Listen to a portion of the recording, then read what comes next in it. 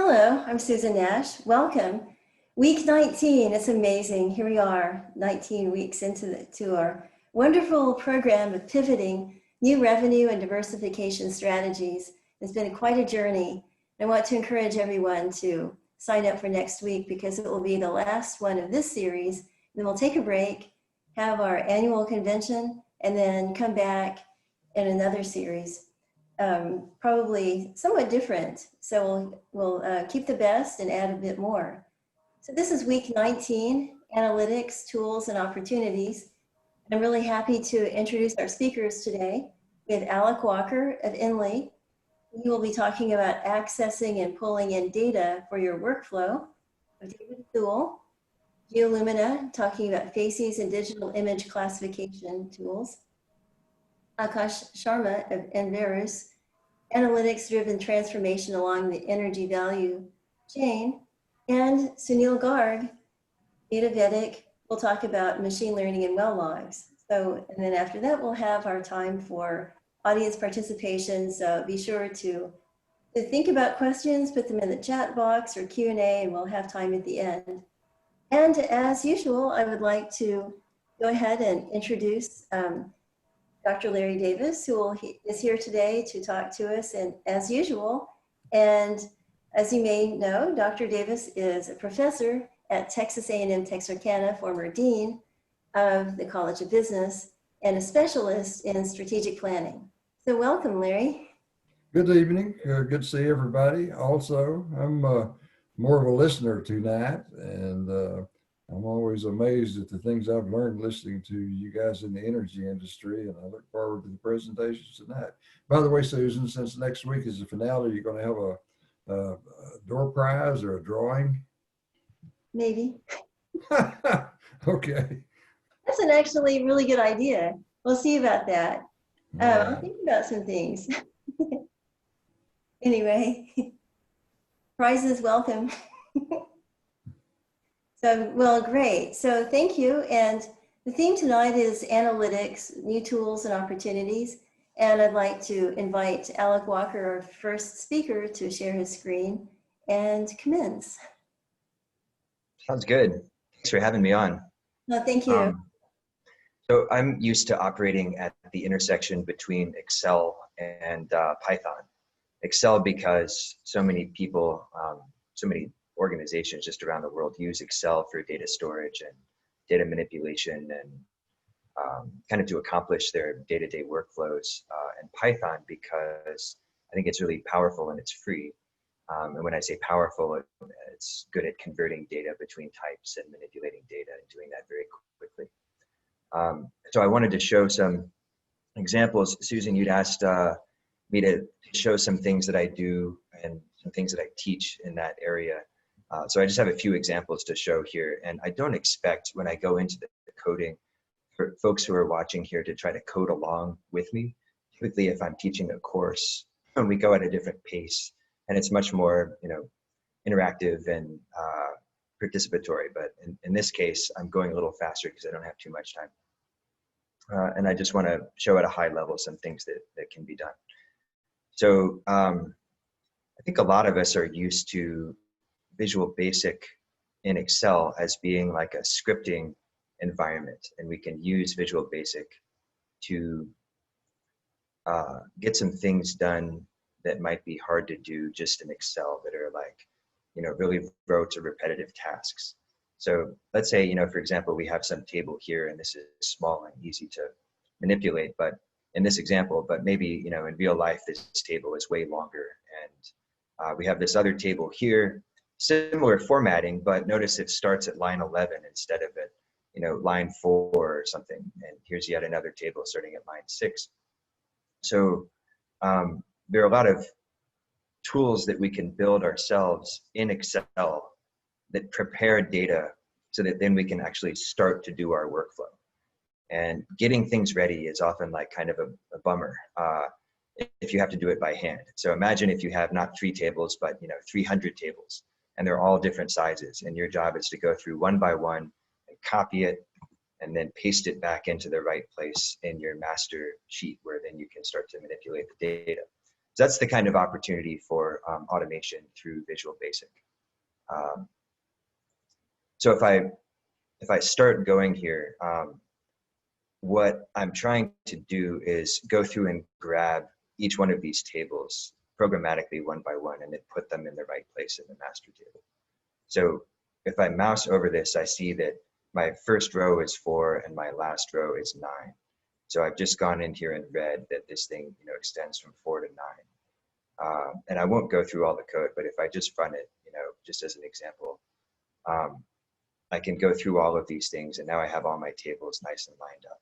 And maybe I notice that I have these recurring headers here, and I want to clean those up too. So you can make a tool that's flexible enough so that it gets rid of headers across the board. And then when it's done running, you can just be done with the entire script and not have to worry about like having any headers left at all. So those are the kinds of things that you might want to do. Let me just get rid of all the breakpoints and run the entire thing from the start. So those are the kinds of things that you might want to do like in Visual Basic.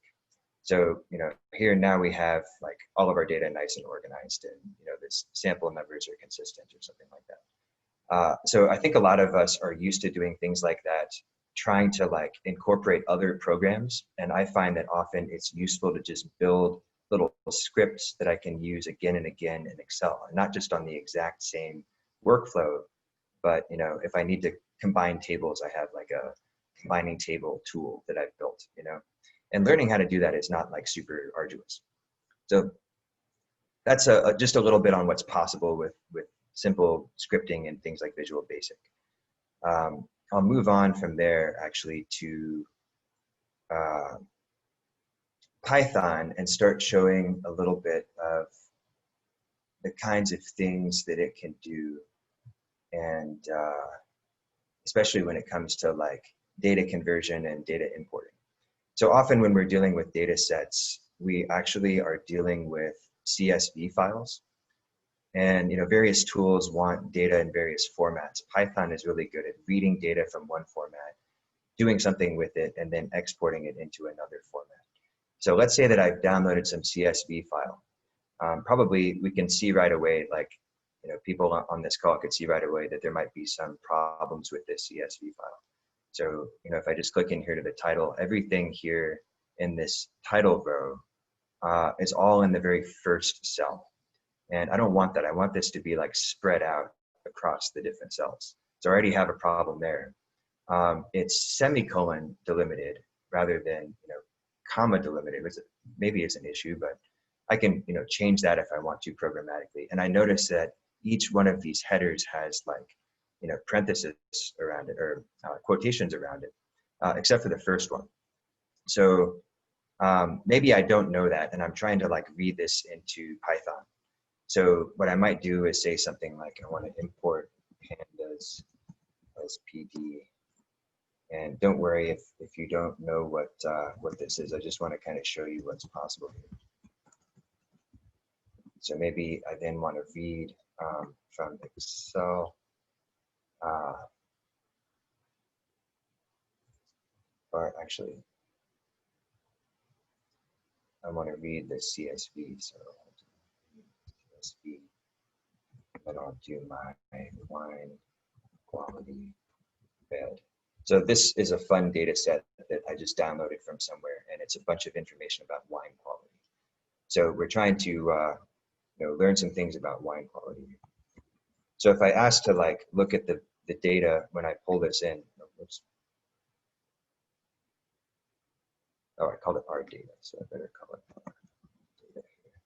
So I can see the same problem. So maybe this is where I would ordinarily start. Rather than opening up the CSV file in Excel, I would open it up in Python and then notice that there's an issue here.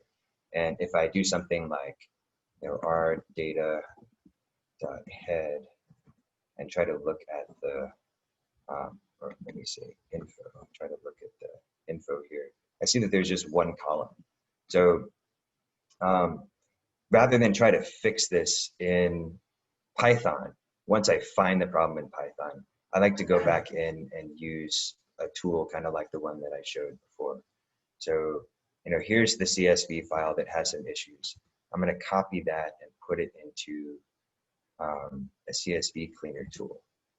And what I can do in this tool, first I'm just going to find quotes, and I'm going to replace anything that's a quote with something that isn't a quote, just an empty space, using like Control F and then using this replace feature. So this is just built into Excel. So there's like nice little things like that that you can do to try to get ready to import data. And then the next thing I can do is maybe go into, here's my CSV cleaner. I'm going to put it in here. Here's the little thing I wrote.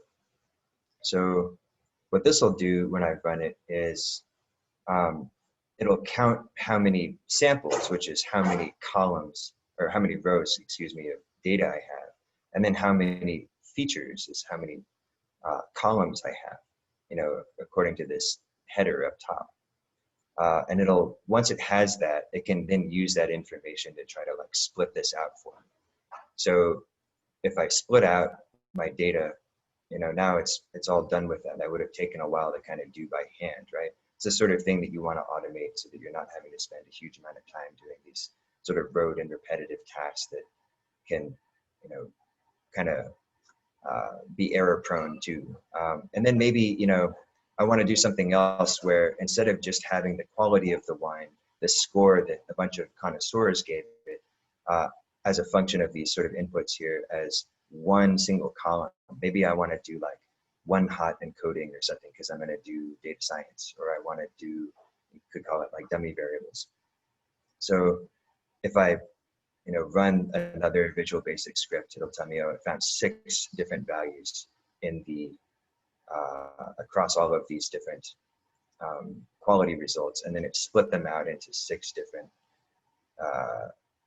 features here. So this got a score of 5, this one got a score of 6, this one got a score of 7, etc.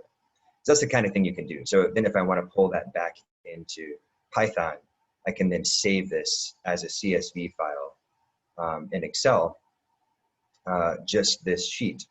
So I might go like here and say I want to move or copy and create a copy, and I want to do a new workbook. And if I say okay, then I'll be able to save this as a CSV. So that sort of thing is nice and handy. Coming back to our script here, then I could say, okay, like now I'm ready to do, I'll call it the data frame this time. Read CSV, and this time I'll say my wine quality red, and I called it cleaned.csv. So, oops, let me see, quality. And then if I ask for df.head, you can see, now it's nice and organized, and I can start actually doing whatever workflow I wanted to do with it.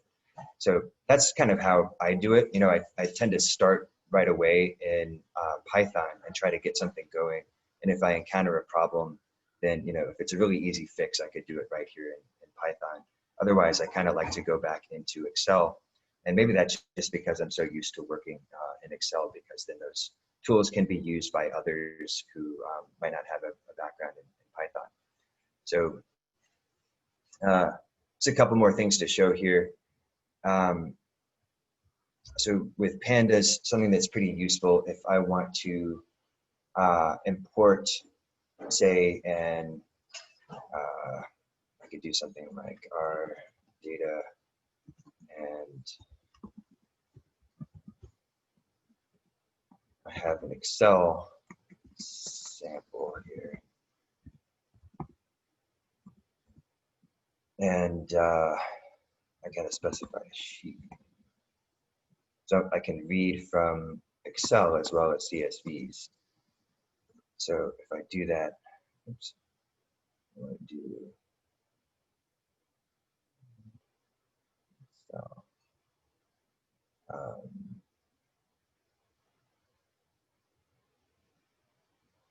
Oh yeah, you know what's wrong? Sorry. I've got it in the wrong folder. Let me pull this one down so I can show you.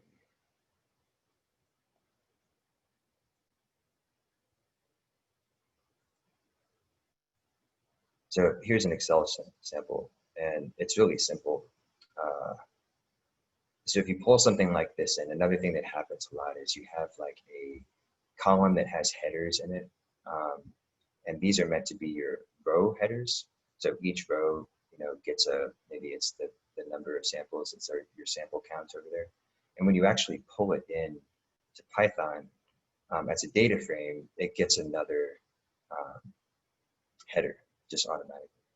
And so then you could do something where you can like manipulate things right there in Python to get rid of this, this extra header that you didn't want.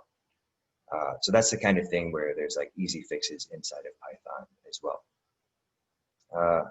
Let's see, a couple other things to show here, just to kind of showcase what's possible. I'll come back to this one. Yeah, just get rid of this. Okay.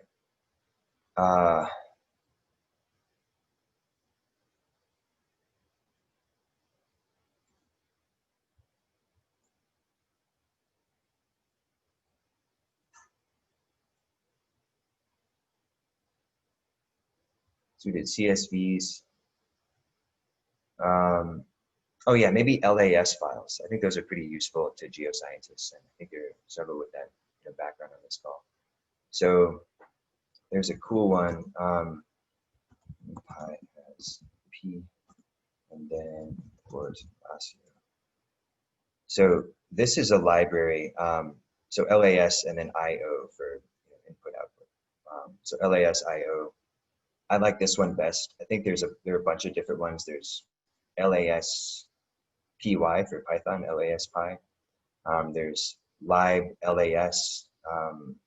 What else is there? There are a whole bunch of these libraries, but this one's nice because you can pull in LAS files directly and then take a look at them. So if I want to pull in something like this, Python accepts that, and then I can ask what's the header as an attribute, and it gives me all kinds of information about this. And what's tricky about LAS files is that typically they're in some kind of format. Notice like it's not really knowing what program to open these with. So if I ask like, hey, I want to open this thing that I called fake data here, ordinarily if I double click on it, Windows will give me something like this and say, hey, I don't know how to open this. Like, what's the right kind of file? I happen to have something called log scope. And there are some apps that are sort of free out there that you can download. There's a whole bunch of paid ones for this, and some of them are quite expensive. This free one, though, even if I use it and try to open up this fake data LAS file that I set up, let's cancel that. If I say purchase later, and then I ask, like, I want to look at my fake data file here, there's not very much that I can do. For example, if I want to look at the header, I can't even look at the header information without buying it. So, I'm not trying to poke log scope or anything. It's just, this is kind of the standard. This is really interesting. And I'm thinking that we need to kind of move to the next person, but like after this is over, if you could send me a list of the different things that you're using, like you're using Jupyter Notebook, and then include log scope and a few things. I'll include those in the notes. Sure. Yeah, that sounds good. Okay. Thanks. Yeah, no, this is really practical. I mean, that's one of the questions that we get asked all the time. It's like, okay, exactly how do you access and pull in data for your workflow? And that's where I mean, the efficiencies are, but that's where the big stumbling blocks are too. So thank you. And then, so we got to see you use the tools. Then you can give maybe some links and information about the tools that you're using. Sure. Yeah. Happy to answer questions at the end about it too. Okay, great. Thanks. Yeah, thank you. So thanks, Alec. That was amazing. Really intense and amazing. So our next presenter is David Thul, and welcome. Oh, thanks. Let me share my screen here. Give me just a moment.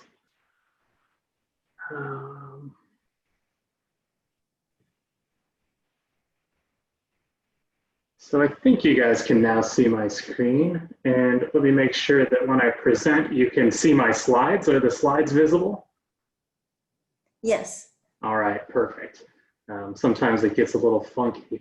So that was a really nice lead in by Alec, because my company, Geolumina, we program in Python, and we use Python to create what we call upstream image-based digital transformation. It's kind of a really ridiculous way to say that there's a lot of data and interpretation and information stored in images in the geoscience. And the reason for that is because images are really diagnostic in our craft. You know, they contain a lot of information. They contain the kind of impressions of the interpreter. They contain a lot of detail that really matter.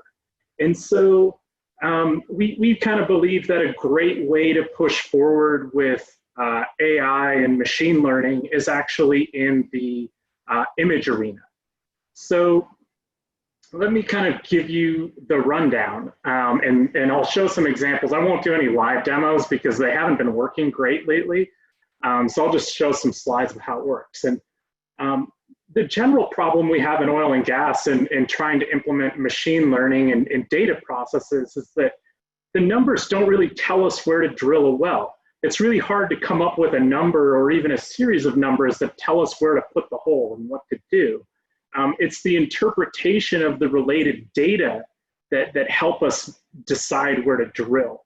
And you know, AI and machine learning and a lot of the kind of things that are being pushed aren't really great with dispersed data. And everyone's like, oh, our oil and gas data sets are big. Not really.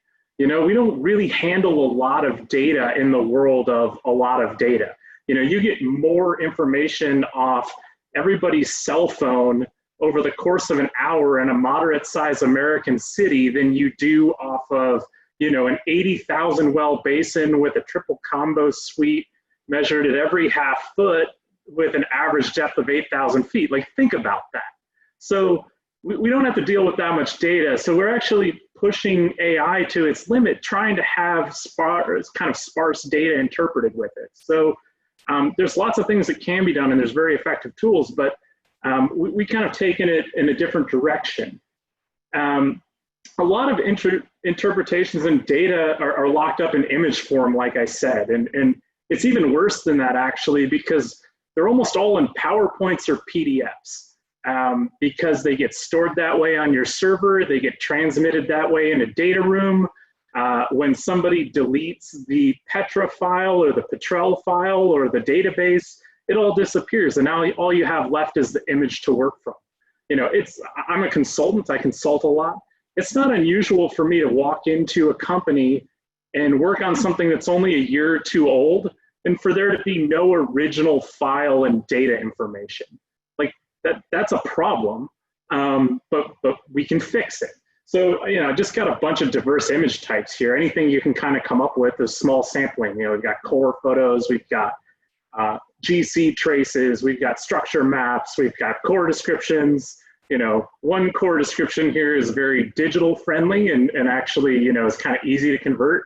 The other one is actually a sub portion of this big one and is my hand-drawn core description. That sucks. Like, I think Alex said, you know, getting things ready is a bummer. Yeah, I agree. Getting things ready to interpret is a huge bummer. We've got thin sections or core photos, you know, all kinds of stuff, right? It doesn't really matter. You name it, we share it in an image. So interpretation is fundamentally image-based in oil and gas. I mean, yeah, there's data behind it, but when you look at some of these maps, and I hope that everyone can kind of see my cursor, I'm on the center sort of map here. You know, the boundary on this guy is only controlled by a couple of wells, and they're very sparse, right? Like that lives in the mind of the interpreter, not in the data itself. The fundamental shapes do. So geologic thinking is image-based and shape-based, and that's unlikely to change for a lot of reasons. And so our solution was really to kind of dive into AI and machine learning with a bunch of technology We use a Jupyter notebook. You just saw that. We use Python. That's what Alec was writing some of that code in. We use Flask and TensorFlow and all of these details in order to create models of images. The advantage of using image-based tools is actually pretty cool because one, we get to leverage all of the interpretations that might exist in a company, whether they're digital or not. Two, it meets geologists where they're comfortable. Like, we like working with images. We're good at that. We're not great at code typically. It circumvents inaccessible data issues. This one's a really cool one because, like, if you're a really big company, silo A might have the rights to a seismic survey, but anything that they create from that seismic survey could be then used by a different business unit, as long as the business unit B doesn't touch the raw data of A.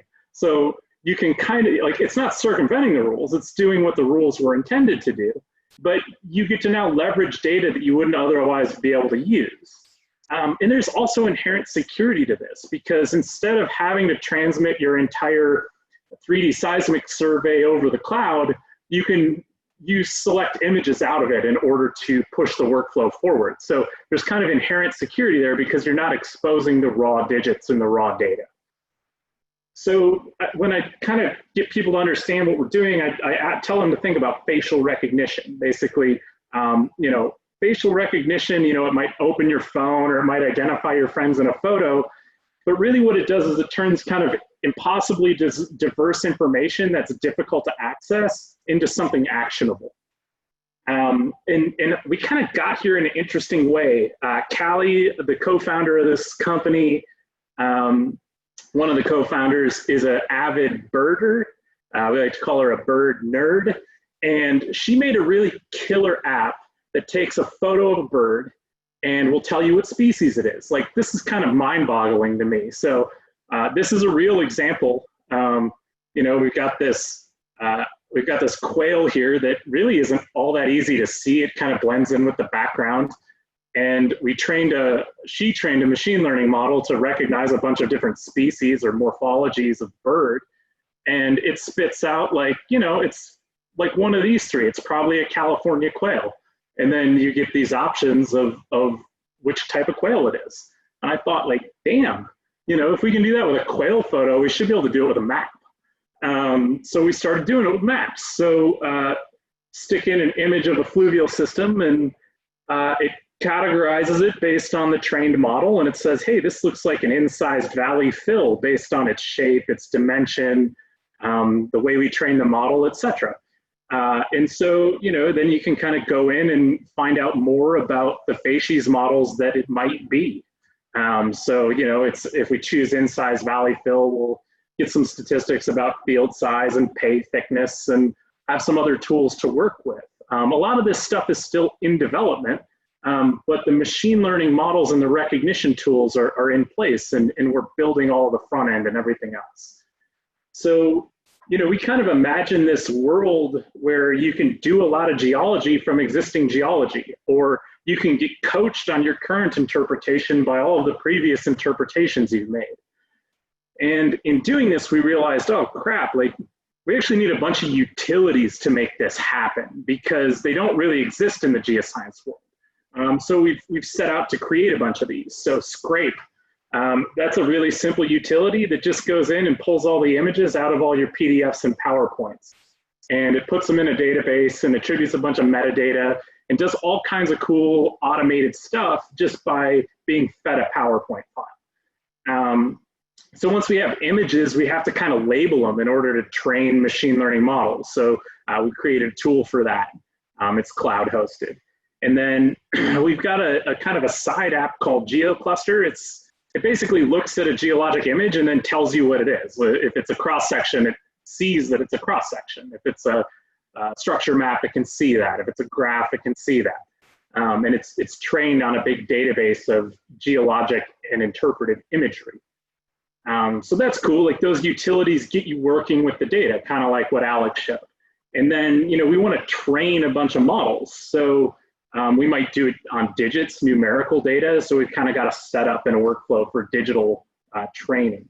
And then we've got image-based training. So maybe you scraped a bunch of images off your hard drive and you labeled a bunch of them, and now you want to train a model to recognize, I don't know, feldspars in a core photo or in a cuttings photo or something. You know, you could train a model to see what they look like. And then, you know, there's kind of the implementation tool. It's like, okay, we've trained models, we've scraped data, now let's implement it and do something. So these come in a bunch of different forms. You know, one of them is kind of this core photo deal. So this kind of wraps up a lot of these ideas. So we have numerous core photo models that we're training. Like one is for the USGS Core Research Center, because most of their cores are in the same style of box and have the same layout. So it's easy to train a model to just pick out the core chunks. And then, you know, what do? We force it to stitch them together so that they're a continuous core photo rather than a bunch of useless side-by-side images. But like cores at the BEG and cores at the Utah survey and cores in England all kind of have different flavors and layouts. So we train models for each one.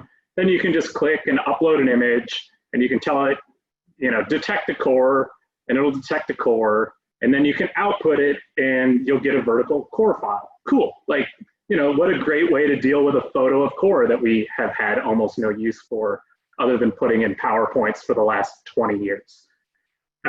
So what do we do with it then? Well, we might train another model to recognize lithology or facies or ichnology, or trace fossils or burrows or all kinds of things, right? As long as we have sufficient image resolution, we can train models to do it. And then, you know, but we probably want to come at it from the LAS log file side too. So we created this LAS facies clustering map, and we try to make everything really interactive. So you don't have to go into menus, you don't have to change the screen. Basically, every time you toggle a switch, you get a reaction and a result. So almost all of our apps start with like an about section, and there's no data loaded. So, okay, we need to load some data. So we can drag and drop a LAS file, we can click on this orange button, or we can hit the drop-down selector here for a default data set. And when we do that, it will load up the data. This happens almost instantaneously, like milliseconds. You know, we're using cloud technology and a good RAM, and we programmed it so the latency is low. So basically, like, stuff just happens. And then we got filters. Like, okay, we want to make a facies model off of this well that we have core for. Let's use the gamma ray and the bulk density. And if you can scroll here, there's more logs and they come default checked. And we selected it, you know, to do this depth interval, because that's actually the same depth interval from the core from the previous example. Okay, so we hit submit, and it does a cluster analysis on this data. And it gives us these couple of scores which help coach us how to choose the number of clusters we want in our facies model. I chose 6. When I chose 6, I'm cheating here because this slide actually is blank until I pick this cluster number. Then it gives me the interpretation down here. So I have 2 interpretation tracks. The kind of color bar one on the left is the facies identifier. It's just labeled 1, 2, 3, etc. And then the track on the right that looks like a heat map is the probability that that sample depth is that facies. So it kind of gives you a confidence interval because we're using a mixture model. So like if you have 2 facies groups that overlap, there's a probability that any point might exist in either of the true end member mixtures. And so that sets that. And we've got some ancillary data that you can see. Like you can see how the log core data relate to the facies clusters. That's the color map on the lower right-hand side. You can see the well log header data and information, so you can scroll through. You know, and where does it go from there? Well, that's like a one-off analysis, right? So then, you know, what you want to do is say you have 5 cores described, or yeah, let's say you have 5 cores available. You described 3 of them and you have 2 remaining. So maybe you make an image-based facies model with machine learning, and you make an LAS based facies model, You line them up to check if they match or don't match, and analyze the differences there. Then you push those models forward onto the two cores that you haven't described, et cetera. And you basically end up in this workflow where you're doing much less labor, but creating much more rigorous interpretations, just because we're automating the pain in the neck stuff. We're prepping the data very simply, and we're allowing kind of constant feedback on the toggles and changes. You know, the business model is kind of simple. We're just putting up a SaaS software microservice model. You know, every little app can be subscribed to, etc. You know, this is the team here. Callie is kind of the head of coding and technology. I'm kind of a geoscience guy, and then pretend to code as much as I can to be useful. And we also have Steve on the call. Steve's an experienced geologist with global experience, and you know, kind of brings a lot of real world workflow perspective to the game. You know, we're working, you know, kind of self-funded. A lot of this comes out of consulting work and things we've built in the past for my own workflows and ability to do geoscience the way I want to do it. And so we're looking for pilot projects with partners and test implementations and some more training data sets and beta users. So in the next week or so, we'll have a sign up on our website. If you can just hit that sign up list, if you want to be a beta tester or you want to do any of these things with us, that'd be great. And we also have a seed funding round that's just kicked off. So we funded all of this kind of already from the beginning out of our own pocket. And we're kind of ready to scale and move things faster. So if anybody has investor friends, it would be great to get to know them and talk to them. So I think that's all I have, and I hope I'm on time because I lost track of my clock on my screen. But I'll answer any questions later. Great, thank you. That's very interesting. That's good that you have a pitch. So that's what we're all about. Anyway, so I want to thank you and also to welcome Akash Sharma and invite him to share his screen and to present. Hey, Susan, can you hear me? Yes. I'm getting the message that my screen sharing is disabled. Oh, okay. I'll make you co-host. Thought I'd done that. Here you go. Sorry about that.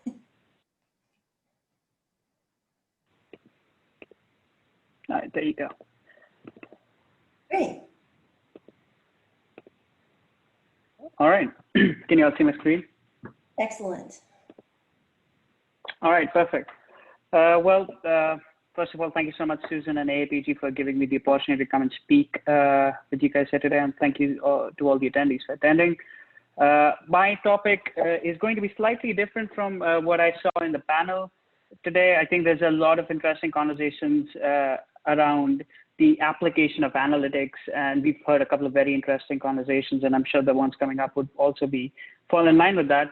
What I wanted to sort of discuss in this presentation is sort of a more holistic perspective on the different areas in which analytics is becoming applicable and used across the energy workspace, right? I think when I started with Enverus, drilling info, our focus, and to this day, a lot of our work is definitely in the line of what we consider workflows such as this one, right? What we're looking at is a way of combining different petrophysical or geological parameters, combining that with other variables to create a risk profile which allows decision makers to make good decisions around, you know, where to drill, minimize risk, maximize productivity.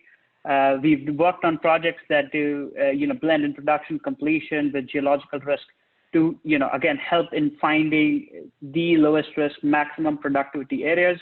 And, you know, there's hundreds of workflows around that. There's a lot of development in it.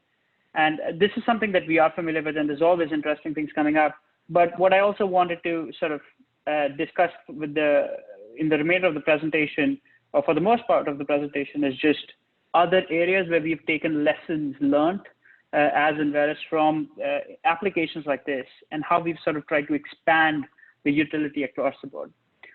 So one of the things that has become very evident to us, especially in these times, is the sort of limitations people have had in getting visibility into the market. Oil price in the month of between March and April jumped $75. That's because for the first time in the history of WTI trading, we went to negative 32, right? And so that sort of volatility creates this risk that is associated with any sort of business operations, right? I've been in so many conversations where service companies look at a permit chart and then their question is, can I even trust that anymore, right? Because a permit is a couple of $100 and a drilling rig is a few million, right? And with the price fluctuating so much, what can we leverage from the data to better understand this, right? And one of the things that has definitely helped us as an oil and gas analytics company is just the availability of data, the way analysis insights is consumed, and the speed of communication that is available. So I'll walk through a couple of examples. So I mentioned WTI price as sort of the gold standard, and rig activity is another key indicator of how activity or how the industry is doing.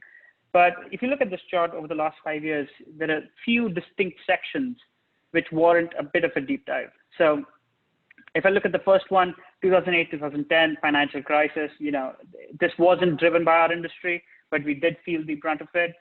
What we see is between the sort of the peak of the oil price and the peak of the rigs, there's about a 13-week or 3 months or so lag in the response, right? So there's inertia. Some of it is driven by investor sentiment that the oil price won't go down so much. And so you see that sort of a lag. Additionally, visibility into this information, how much production is coming, what sort of productivity are we getting from rigs is also limited. We see 10 to 40, there's some noise in the data, again, it's zoomed in, but what you see is a steady growth profile, a significantly good WTI range, which, is now, everyone looks fondly at $80 to $90 oil. Then we hit up 2014, 2018 oversupply downturn, the whole concern around that. What's very interesting about that is when the first dip happened, the lag, first of all, was already shorter than the 2008 crisis, right? We went from like 3 months to 2 months. That is both as a factor of better connectivity, better data availability, and also more productivity per rig. Remember the first slide, we were drilling better wells at better locations. So that also increases our sensitivity to control this production. And then finally, in the current scenario where we find ourselves, there was no lag. We basically, within a week, we had, national global shutdowns, and we took up 400 or 500 rigs in a week. And that sort of shows how sensitive and how much control we have had as an industry.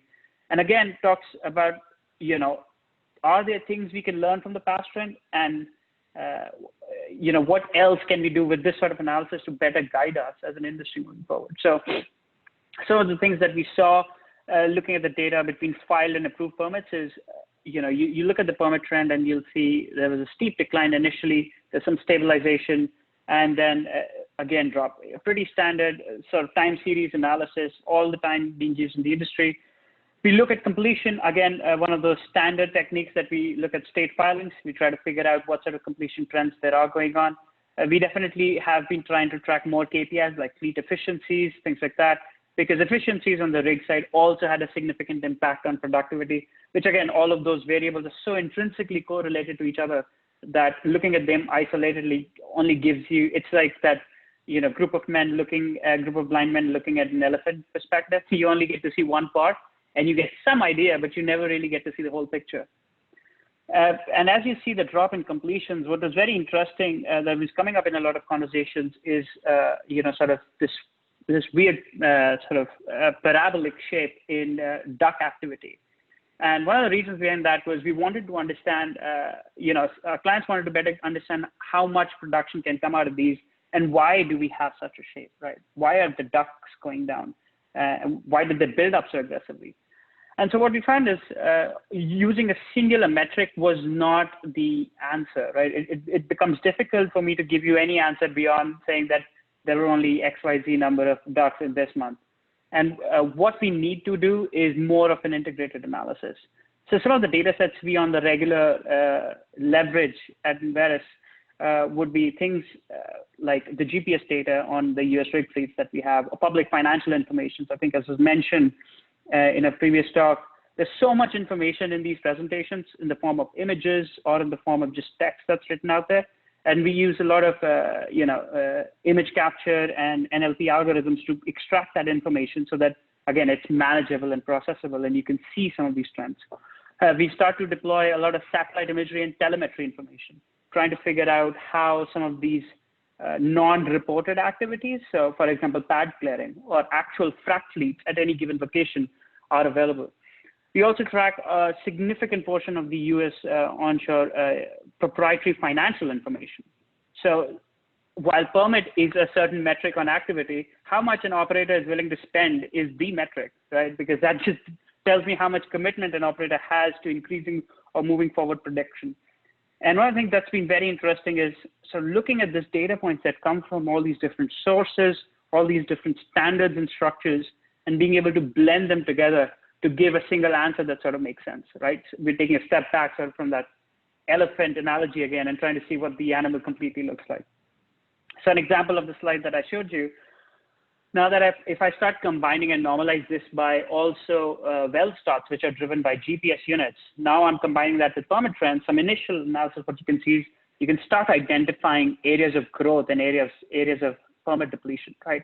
So if I'm thinking as an analyst looking at the industry, what are signals that the industry is recovering? What are signals that the industry is shrinking? Leveraging multiple data sets blended together to provide me that sort of green band and the red band above that filed permit line gives me a very good indicator that, hey, we have enough confidence in the market that we are eating through the available permit inventory, or we've crossed it, so the rate is actually even stronger. And we can see how that sort of changes significantly. We've seen the red and the green come very close together at any sort of price collapse. That's primarily because filing permit stops, and we also see some rig activity delay a little bit longer. But again, combining these things gives me singular KPIs that are easier to track and better to understand. Looking at the duck analysis, we also looked at why we had that pyramid shape. And again, we for this analysis, we blended information from the drilling activity from the GPS units, the completion activity from the well starts, and the frac focus. And what we found was that because it's a duck, it's driven by both completion and drilling activity, right? It's not just driven by one of them. So initially, we saw a significant build in ducks because frac fleets were first to come up because they're much more exposed to price sensitivities, right? And then the rigs came off, and that's why we saw an increase in duck build initially because there were no more completions. And then once the rigs started to come up, we also saw a slowdown in drilling led to drop in ducks. So now again, looking at all these three data points together is giving me more perspectives into how I can sort of better understand the activity portion of the industry. And we oil field services companies, operators, financial analysts, we're all using tools like this where we blend different data sets together to use better KPIs because of the volatility in the market. A single metric like rig count and permit count, unfortunately, is no longer valid enough or strong enough to help us drive that decision making. This is the newest part of the analysis that we start doing, which as an analyst gets me really excited because what we're now starting to leverage is satellite and telemetry information to truly understand where the rigs are located. So for this information, we use image recognition technology as well as satellite and telemetry data to do regional density plots of where we see more activity or sort of pixel changes over time.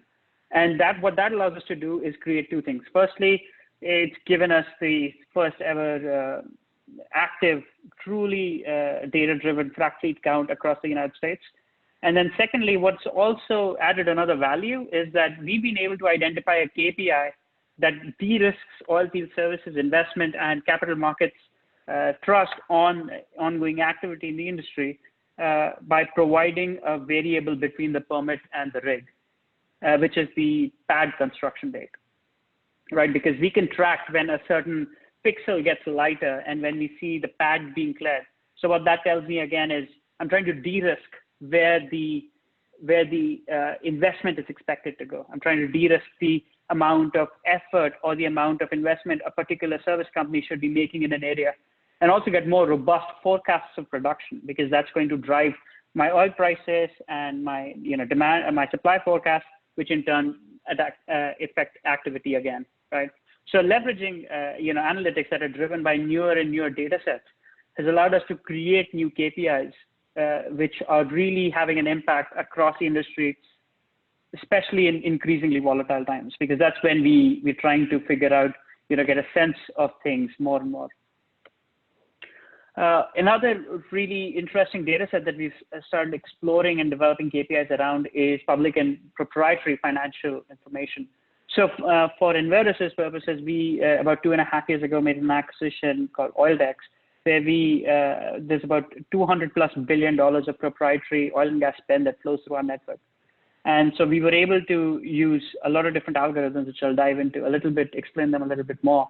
But we were able to bring them out and start to explain true financial risk and blend them with other variables, right? So the chart on the left, for example, was for a service company that heading into this year, once the crisis started, wanted to figure out what sort of risk they have as it comes to their operators that they work with. And so blending the hedge book information that we get from their presentations, scraping that information, doing image captures wherever necessary, we were able to essentially create a profile of their revenue. So for this company, about 16%, that's the red section, of their annual revenue, came from operators that are less than 25% hedged. So as oil prices go to $10 or minus $10, that's the area that's a huge risk for the service provider. There's another additional 10% or so that's less than 50% hedged. So as a service company or as any business enterprise, as I try to better understand how do I allocate resources in a volatile time, analysis like this helps me sort of create a triage ranking of my customers and how to attack them. Another area that we've tried to leverage this information is, again, try to bring in other KPIs. So the chart on the bottom right is a creaming curve between cumulative footage drilled and cumulative revenue generated. So what we were able to benchmark the dogleg severity of all the wells that these different rigs had drilled in different formations. And based on those complexity metrics, we are able to create a chart that allows them to see which rigs are giving them the most return on their investment. So if I am going to upgrade a rig to be able to drill a really complex well, is it actually worth it, right? Is it going to pay off? And so those sort of analysis start to help. And so one of the ways we bring in some of this financial information is leveraging unstructured data. So here's an example of some of the unstructured data that is in our system. And what you see is those 3 line items, which look more or less nonsensical in itself, but those 3 represent the exact same product, right? It'd be like to the T of every description when it comes to all their attributes. So we're able to use we use a NLP algorithm to tokenize different elements of this string, and then we train a model that identifies how each of those tokens are related to different nodes within a graph database. So leveraging a blend of these 2 technologies, what we're able to do is create a sort of network of financial information where you can now link for example, the efficiency of drilling a Wolfcamp B versus Wolfcamp A well beyond just the productivity or the drilling efficiency. You can also sort of bring in the expected revenue and the expected expenditure because of typical component composition that is needed for the surface facilities, because you have data that is 7 levels of attributes deep. And this is extremely important, for oilfield services companies, especially because what we find is a lot of these companies are already very close to their EBITDA margins. They are getting a lot of, pressure from the market, from the operators to give them discounts because the operators are finding it difficult in these times. But these service companies, especially some of the more unconsolidated segments like tools and services, or even for some pressure pumpers, we see that their orange line represents their current value, right? And what we find is that they are close to the EBITDA margin or slightly lower, especially if they give like 5 or 10% more discount. So for these companies to better understand how to make that revenue, any sort of data adds a lot of value. But the problem with any sort of data is also that you can sometimes end up with so many variables that it becomes more of a liability. And that's why leveraging some of these technologies, we are able to provide them sort of KPIs that help drive some of the decision making. One final example of this that we built for the services industry is something called days sales outstanding. So days sales outstanding is basically the day when the service or product was delivered to when they got payment for it. And we did that across these 7 segments. And what we found was, depending on the industry you're in, you realize different percentage of your annual revenue at completely different points of time. So as an example, you know, everybody, like if you look at the 60-day point over here, we see that on average at day 60 after the service is done, transportation companies typically end up realizing more than 90% of their revenues. Right? Pressure pumpers are around 60%, the artificial lift companies around 50%, water services are around 25%. Right? So the amount of risk associated with a business like that is because after I've done my service as a service company, I have essentially taken out a credit line, right? Doing a certain frac job has cost me money and I haven't been paid for it. And in a volatile market, I'm taking on substantial risk. So looking at these sort of analysis helps, again, different segments better understand, all right, how do I compare with my peers and what strategies can I do to make, let's say, my curve look more like the transportation segment. And we are also able to leverage the full market level anonymization by bringing in indexes across the board. So this is a days sales outstanding DSO. This is for a sample company that we worked with recently. And you can see how their DSO is tracking higher than the market medians.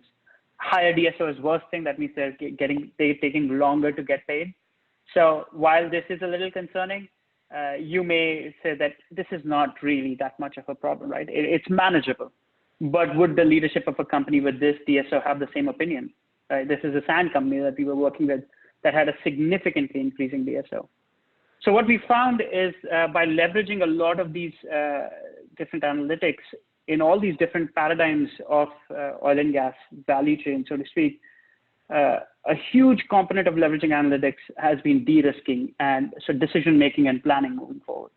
And we were able to leverage a lot of the lessons learned from other industries, as well as from the work that we had done in the subsurface analysis perspective to bring out information that in financial data or satellite data and things like that to help the industry get a better perspective, especially in more volatile times as we find ourselves in. And that is it. Mine. Susan, I'm not sure if we take Q&A right now or towards the end. We'll do it at the end. But that was good. Okay. It was really a nice segue and kind of bringing us into the big picture and the decision-making part of things. Thank you. That was fascinating. So great. Well, thank you. And we have a special treat tonight. We have Sunil Garg. And I'm going to have to figure out how to quickly, when you indicate when I have to stop recording, I will, because Sunil said that he will share some really cool stuff, but I can't record it. I think, Susan, it is okay. Go ahead and record it. We'll go ahead and do the formation of prediction. So yes, it's okay. Well, okay, but this is top secret, everyone. No, this is the one people have seen before, so no problem. Thank you. Great. So did I make you co-host yet? Thought I did. Let's see. Yes. So I'd like to invite you to your screen. Yeah, thank you. Let me try. Okay, hope everybody can see my screen. Let me just drag these visuals down quickly here. You can see my screen, right, Susan? Yes, it looks great. Okay, perfect. So let's go ahead. So just a quick introduction about myself. I'm the founder and CEO of DataVedik, which is a machine learning company centered here in Houston. And we focus on using the power of big data and machine learning to build end-to-end data ecosystems for oil and gas and healthcare industries. Okay, and one more slide about us in terms of, where largely our expertise is. It's primarily we play in the upstream side of things, though we have a bunch of tools and techniques which work equally well on the midstream as well as the downstream side. Okay. And the one that I'm going to show you today is I'm going to show you the formation tops prediction using machine learning.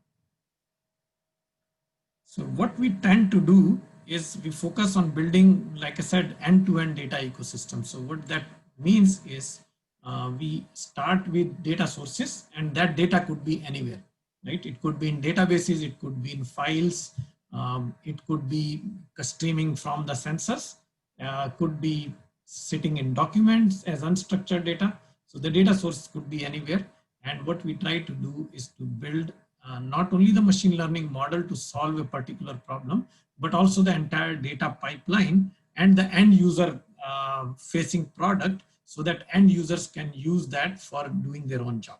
Okay? So essentially the way the end user product works, that they don't need to know anything about big data, machine learning, data analytics, any of the fancy buzzwords. Okay? They are focused on doing their work, and all they want is reliable data and reliable results. So that's what we focus on as well. So we build this entire thing end to end, and this is how we build every one of our workflows. So we have quite a few of these now.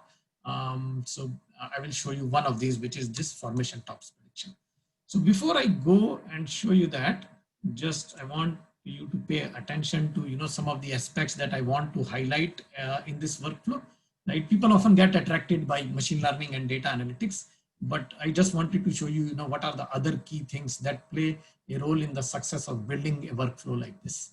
So taking a business problem, solving it using machine learning, but before we reach that stage, data management and data quality management, ability to connect the data together, maybe store it in a proper data lake, ability to improve the quality of the data, process the data, condition the data so that it is ready for machine learning, using big data processing techniques so that we can handle the data at the scale and the velocity at which it is coming, right? And putting a nice data visualization so that the end users can derive value out of it. So those are all the key aspects of building something like this, which will ultimately result in an end-to-end solution. Okay? And the last part of that is the deployment, right? Typically the way we work, any one of our workflows, it's built in the form of a platform. It could be deployed in pure public cloud. It could be completely private on-prem, or it could be deployed in a hybrid manner. The demo that I'm showing you is kind of running in a hybrid deployment where the user interface is running in the cloud. This is microsoftpowerbi.com, and the user interface itself is not specific to Power BI. So we have in fact various versions of it running in different frameworks. Okay? The data and the machine learning in this specific case are sitting in our office, though we have several workflows where the machine learning is done on a hybrid platform where we use both the cloud as well as the on-prem GPU technology that we have. Okay, so let's go and then now start the workflow. So just to give you a little bit more information of this for this workflow, in this case, we are taking 4 different data types: well headers, directional surveys, well logs, specifically gamma ray logs in this case, and formation tops. We bring all of these into our data lake in order to build a machine learning model which will predict these formation tops from these 3 data types. Once that is built, we will deploy that in a real-time drilling solution. Okay, so that's basically the workflow I want to go through. Once it is deployed in a real-time drilling solution where the formation tops are picked automatically, you can use the same thing to update your structural models in real time. So that's basically the end goal with which we start this. Let me put this a little bit up here. Okay. So next thing, now we start looking at the data. So first part is the data, looking at the source of the data and also how the data lake has been put together. Okay. So I will just quickly show you the big picture. It will take a few seconds to start with, and then it will go.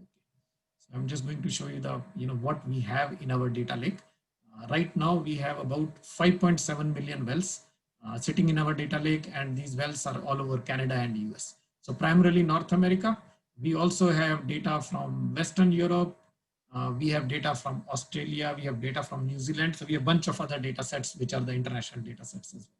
Typically, anything that is either open data set, which means we could get hold of it without any proprietary concerns, or, let's say if it's a paid data set, right? If you can get hold of a paid data set, that's also fine as well. In this case, all of this data you can see is collected from the regulatory bodies in US and Canada. Like I said, 5.7 million wells and lots of other associated data. Perforations, completions, frag data, production injection data. Also a huge number of documents sitting here. You can see about 8.2 million documents sitting in this data. Right? So this is an interactive dashboard. You can play with it as much as you want. This is one place where some big data processing techniques have been used, because you can imagine, with 5.7 million wells, all the production appearing there, that's just, in general, if you don't apply any big data processing techniques, it would be too slow. You can also slice and dice the data. The purpose of making these is not to have a PowerPoint slide. This is basically interactive. So you can see that I clicked on Texas, right? In fact, let's see, where did I click? Probably not on Texas. I clicked on Oklahoma there. So you can see it is kind of right now filtering it, right? So it filters everything down to wherever I click. It doesn't matter, which visual I click in. It will basically filter it down, and you can click right up to the well, okay, either in the map or even on the production bars. If you click on one well, it will take you there. So that's basically the big picture of it. Second thing, let's have a look at the data that is used for this specific workflow, which is the predicting formation tops using the gamma ray logs. So we picked one field in this case. The field name is Sanish. It's located in North Dakota, and it has about 750 wells in this field. Okay. Out of 750 wells, which is this entire field showing up there, about 450 wells had the data, and about 250 wells had consistent data. So I'm starting with that well population, which is 250 wells. And this model itself is built and tested on 211 wells. Okay. So first thing is looking at the output. These are our average depths of the formations across that field, across the Sanish field, 2000 to about 10,500 feet. Below that is the input, which is the gamma ray logs. And what you are seeing is each candlestick represents the gamma ray log depth distribution for that well. Okay. So each candlestick is one well, largely in the 0 to 10,000 feet, all of these. Then you see some in the 10,000 to 20,000 feet, and you can take this across and check the entire field basically. Of course, if you look at the trajectories, you can see why that is happening, right? Because your formations are only 10,500 feet. So the reason is these are all horizontal wells. So you can see about 10,000 feet of vertical section and another 10,000 feet of horizontal section. So by 10,500 feet, you have pretty much reached all the producing formations. Yep. So that's the data set that we are starting with. And this is an oil producing field. You can see from the oil versus gas ratio, right? This is primarily an oil producing field. So let's go and look at the technique. Just a few words on the technique. This is a deep learning neural network. Okay. And it combines the domain knowledge with the machine learning neural network knowledge in order to build an effective model, right? So it's not a pure, I would say, a pure deep learning neural network. There are lots of domain rules and domain techniques built into this model. Okay?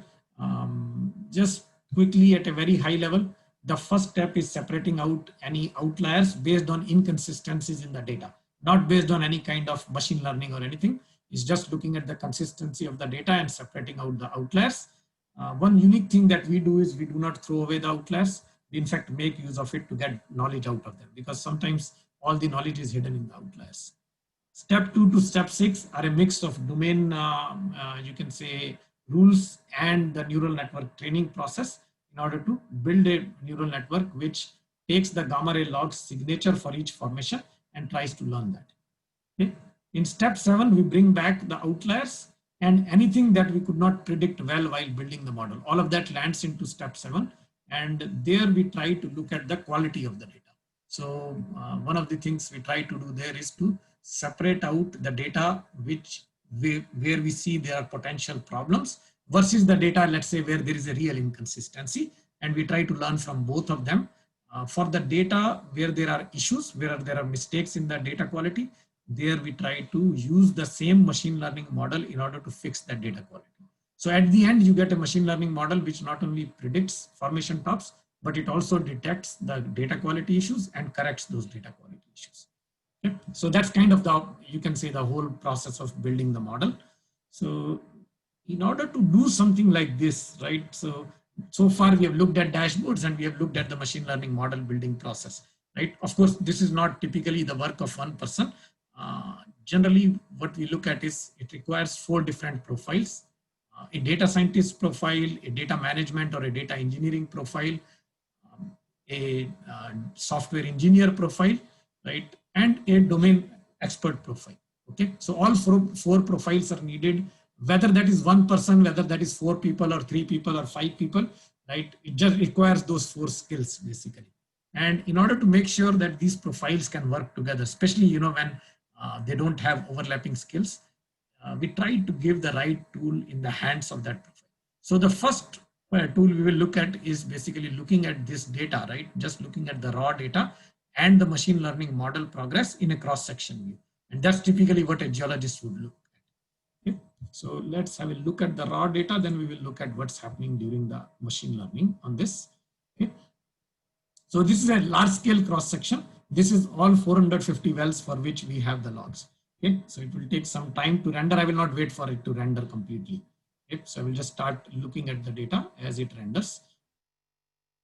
Just pure raw data, gamma ray logs, and the formation tops. This is the actual data. And you can scroll horizontally and vertically in order to see this entire cross-section. If you have a large screen, you can probably display the entire thing on one screen. Okay? This is one place where big data processing techniques are being used, because this is such a huge amount of data that without big data processing technique, one, it will take too much time to render. And second is that you will not be able to see it in a stable manner on a screen. Okay? So we do some specialized techniques to do that. So that's raw data. Let's have a look at what is happening during the machine learning model process, and we'll look at it in the cross-section itself. So let me scroll down a little bit where you can start seeing some results. So again, what you are seeing in that track is the raw gamma ray log. You are also seeing 2 types of lines. Okay, one is bold line, which let's see if, so here it is very clear, that bold line, and you're also seeing some dotted lines. A lot of the times you're not seeing the 2 lines because they are overlapping each other. So the bold lines is actual data.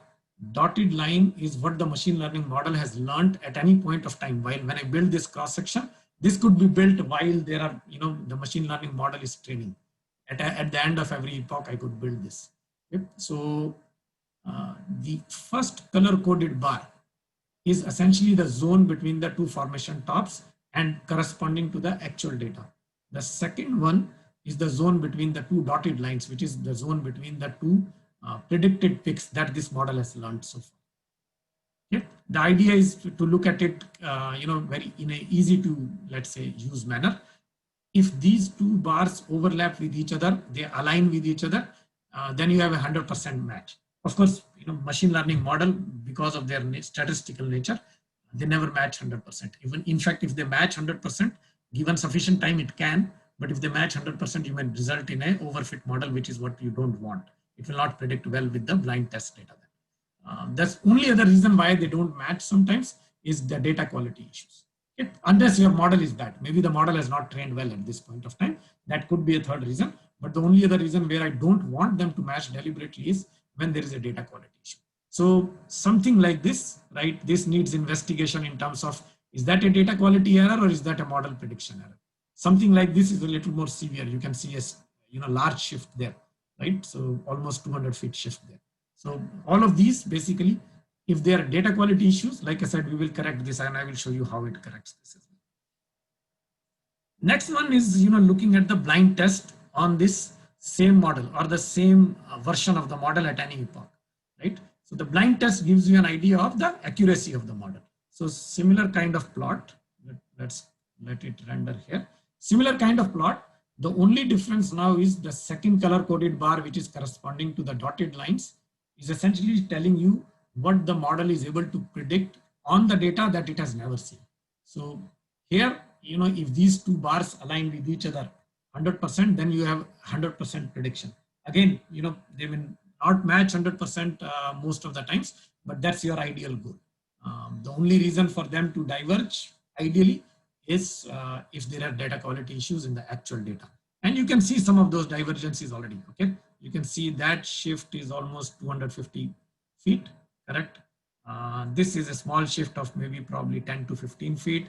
this is perfectly aligned. So some of them are perfectly aligned, some of them we see the shifts. We'll look at the reasons for this. There's one more, which is just combining the training and test data, which is all 211 wells cross section. And initially we used to do this to look at the data quality issues manually and then try to figure out the reasons for them manually. Okay, we don't do that anymore because the model can correct the data. All we do is we take the corrections that the model has done, we sample them out and we look at them in this cross section to validate that the model has learned the right way to do the corrections. Okay, so this is now my validation mechanism for the model corrections. So let's go and look at, what's the other view of it. So that was basically the geologist or the geoscientist view of it. Let's look at, what the data scientist and the data engineer is typically looking at. And they're looking at a dashboard, which is looking at statistics that are being collected as the model is getting trained, as well as the actual data, right? So that's what I will look at in the model performance dashboard. So what you can see here is, again, you see the actual data, the same field. Statistically, what the yellow and the red are representing is, yellow is representing the data on which the model is being trained. Red is representing the wells on which the model is being blind tested. Okay. On the left hand is the overall statistics of the model. So first part, the first three statistics are telling you how much percentage of the data has the model been able to predict. What that means is, in this case, I had 5,000 formation tops. Out of that, you can say in the blind test, I can predict 98.5%, right? 1.5%, I'm not able to predict to the threshold that we set. In this case, the threshold was 95% accuracy. Okay, so I'm not, if I reduce the threshold to maybe 90 or 85%, it will probably end up predicting everything. The second set is telling you the extra tops that the model has predicted. What that means is both the test data as well as the training data was missing some picks. And while the model was training, as part of its data quality improvement process, it has gone ahead and picked some extra tops. Okay? So it also allows you to complete your missing data. The third statistics is a real measure of the accuracy. It is the mean absolute error between the actual and the predicted depths of those formation tops. And the last one is again a measure of accuracy. It is the coefficient of determination, telling you, what's the accuracy of the model. Closer that is to 1, better the model is. So our goal is to minimize mean absolute error and maximize R square.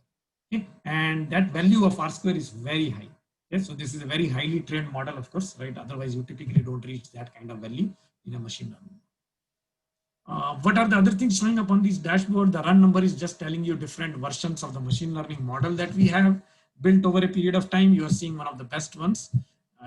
Formations is telling you each one of the individual formations. There are about 25 in this field. And this chart is basically showing you the plot between the actual and the predicted depths of each one of the formation tops. We'll zoom in into this chart in a little while. Okay? Sunil, sorry, I didn't need to break in here. It's been about 20 minutes. And, yes. And we want to have a little bit of time for Q&A. Yes, no problem, Susan. So we can maybe stop here. In fact, give me 1 more minute to finish this screen and we can stop. Okay. And what you're seeing here, basically below that, is kind of breakdown of the overall statistics. The first one is the mean absolute error per well, and the second one is R square per well. So kind of broken these down by the well, right? So again, the objective of the model is not only to minimize the overall numbers and maximize overall R square, but also minimize the error per well and per R square, right? So that's kind of, you can say, the way the model works. And you can zoom in and zoom out of this model because it's a live dashboard as well. You can zoom in and zoom out of this in order to look at basically the quality of the model. Okay. The last part, and you guys can go ahead and start asking questions. I just want to quickly show you the application of the model, right? So this is where the model is deployed in real-time drilling, and what it is doing is, as the gamma ray log is streaming in, you can see that it will pick the formation tops. Okay? I will just stop there basically. And if there are any questions, I'm happy to address those as well. Well, thank you. Okay, so this is great. Well, thanks, Sunil. And it's I really liked the fact that you demonstrated how well it worked. I mean, the training and how many iterations did you have to go through to get to of training? Did you? This, I would say the best one has probably about 5,000 epochs, in fact, because this was quite a lot of data. And I would say probably 45 different versions of the model that we built over a period of time. Mm-hmm. Okay. So, yeah. That's fascinating. So I have a question for David. And I guess also you, Alec, and you and Sunil could probably speak to this as well. In the issue of sparse data, do you find that you sometimes have an over-reliance on existing models, like reservoir characterization models or fluvial models, or diagenesis process models, things like that, that kind of create a synthetic a priori or skew the interpretation? Seems to me, if I can jump in there, that the older the model, the more likely you are to have, data that you've already fit it to, and so the more likely it is to be well trained generally. So then, if you have new data that's kind of sparse, then maybe you're more likely to use it. If the new data is sparse and it doesn't really have a precedent, then you might want to use a more newfangled approach that works better with sparse data. Mm-hmm. And typically that kind of approach wouldn't be old just because that kind of method wouldn't have existed from, the legacy code. Mm-hmm.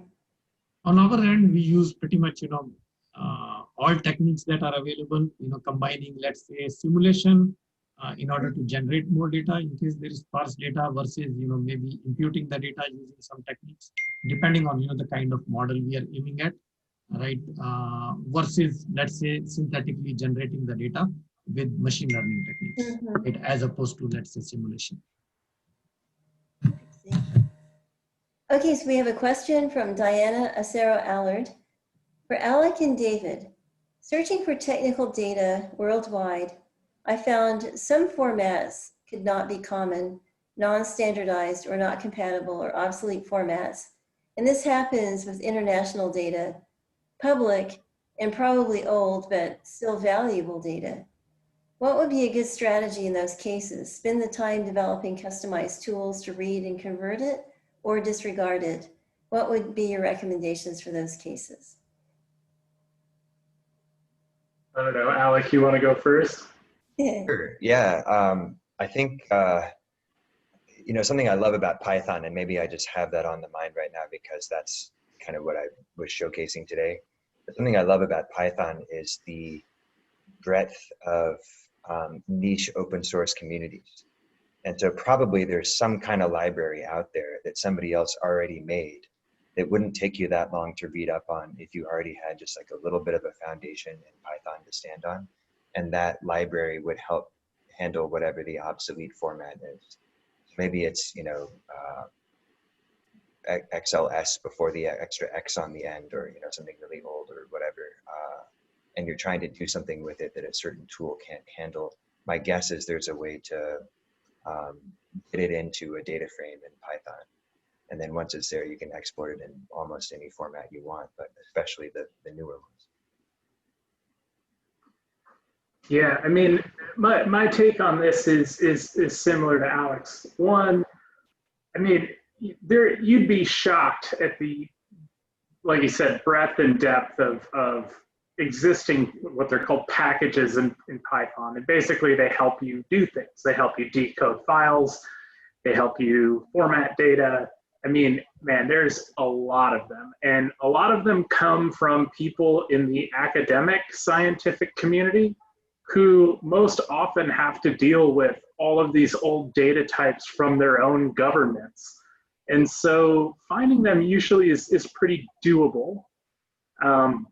If you can't find one, it's not that big of a project typically to undertake trying to create one, or a way to read it at least. The challenge is in finding somebody that knows enough about the base kind of file encoding or discovering that out of the data in order to kind of manipulate it so you can figure out what's in it. Because usually what happens is it's like really weirdly segmented data, but like if you look at it visually, you can still figure out what it is. You just have to then figure out a way to parse it. Like, so that's how what Alec said, LASIO or LASIO, however you want to pronounce it. I like it both ways.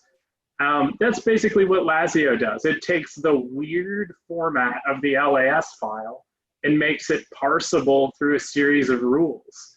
And you can do that with just about anything you can come up with, as long as you can figure out what the basic rules of the file are. So depending on how obscure it is, it's pretty doable. And depending on how obscure it is and how useful it is, people have already done it.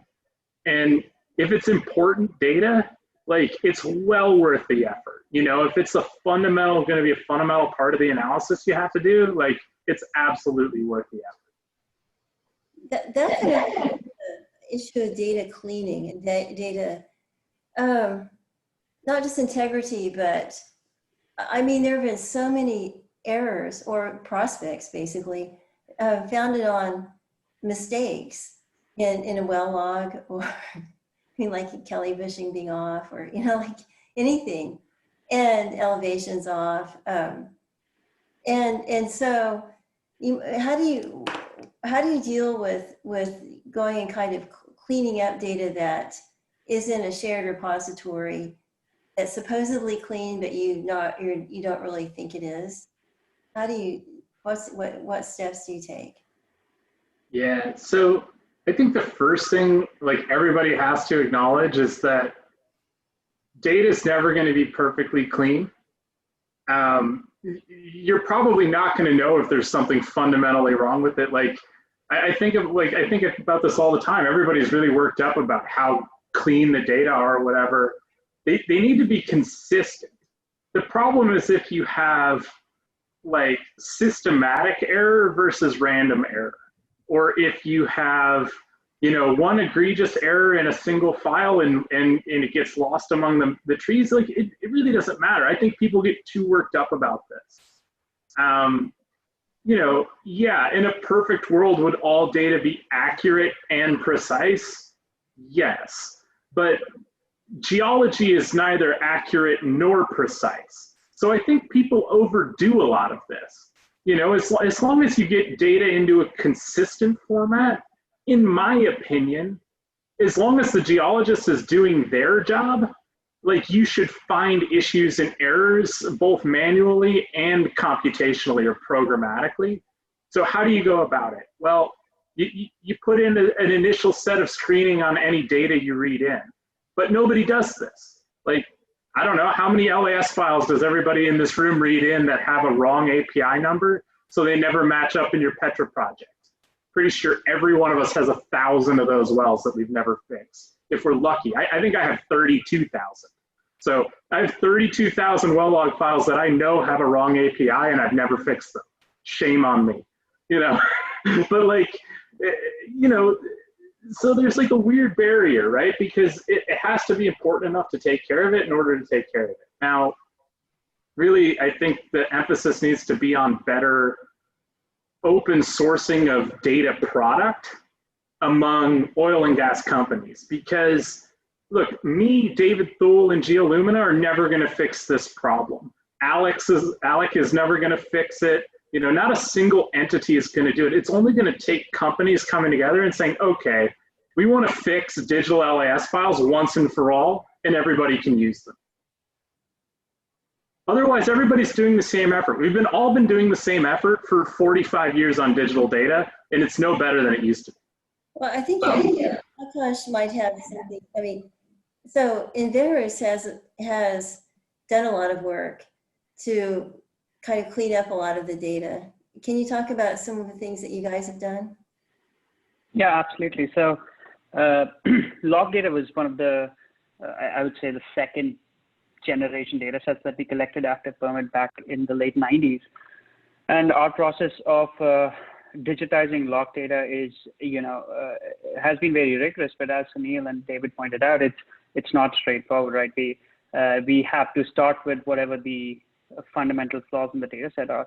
But there's a lot of different methods that we've implemented. For example, I'll point out a couple of things. So firstly, we manage an error detection algorithm using one of those QSUM or one of those sort of analyses to figure out if a deviation occurs in the data set. And one of the things that we have to be very careful about is, as David mentioned, we are too susceptible to throw out outliers just because they don't conform to the number that we are seeing. And a lot of those times, those are contextual outliers. They're not really outliers. We have to sort of evaluate each of those things. So we would track these outlier changes many of times because they're old, files. And so they're printing errors, things like that. We fix that.